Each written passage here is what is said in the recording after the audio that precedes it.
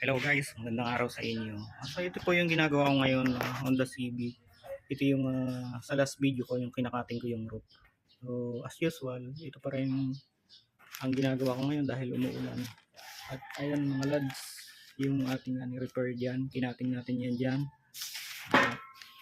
Ngayon ay naayos na natin. Nahinangan na natin. Mas maayos ngayon ang gawa natin kaysa doon sa mga nakaraan.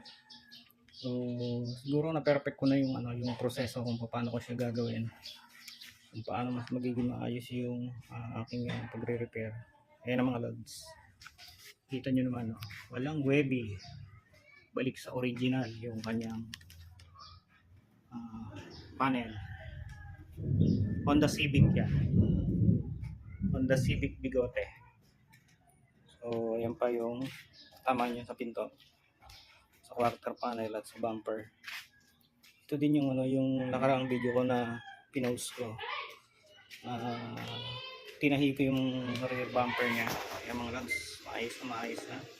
At yung ating quarter panel na nayupi, nayayos na din natin.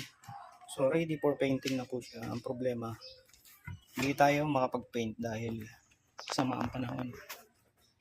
Siguro baka bukas pag umigi na yung panahon, makukulayan ko na to. At thank you so much kay Kunsihal Eric Kaala sa pagtitiwala niya ipaayos sa akin itong bulok o butas ng mga bubong ng kanyang auto. Thank you so much, Boss Consi. So by tomorrow, sana po ay may paint ko na to.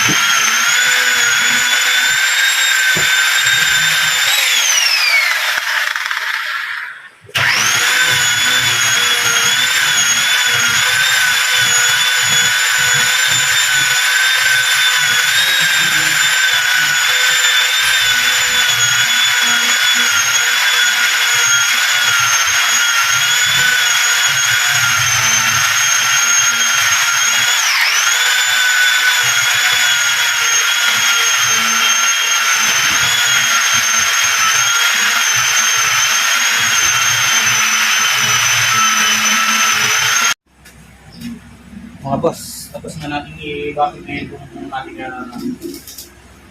ginawang Honda Civic. So, alisin ko na yung balot niya at ikakarwas ko na, tapos i-assemble ko na yung mga upuan na tinanggal ko. And then, siguro today may pupull out ko na ito, tatawagan ko na si Consi para fix ko natin.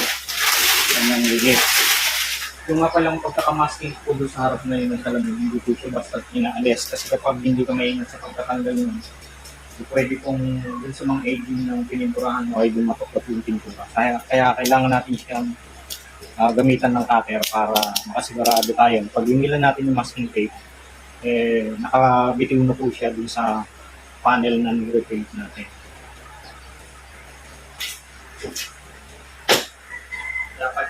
Dapat lang siyang pumuntahan. Nakasura natin. Ayan, meron nakabigit. Yan yung nakabigit. Yan yung hinilang natin. Hindi nakaka. Tiyahin na, sira na naman yung kabaho.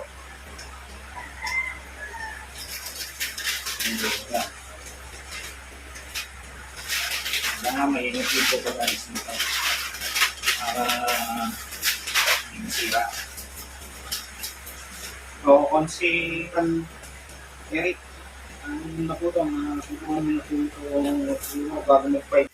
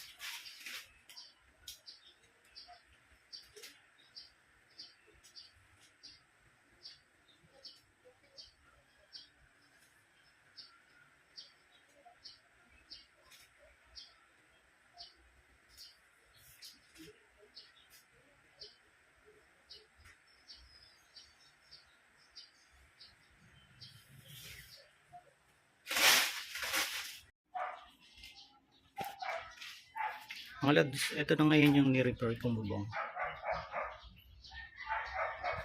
Ayan na. So, then yung pong quarter panel na nag-repair at yung bumper na napunit. Ayan na po.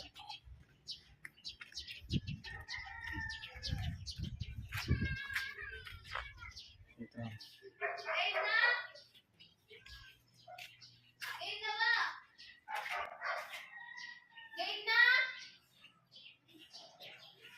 Finish na mga boss. Okay, nayari na natin.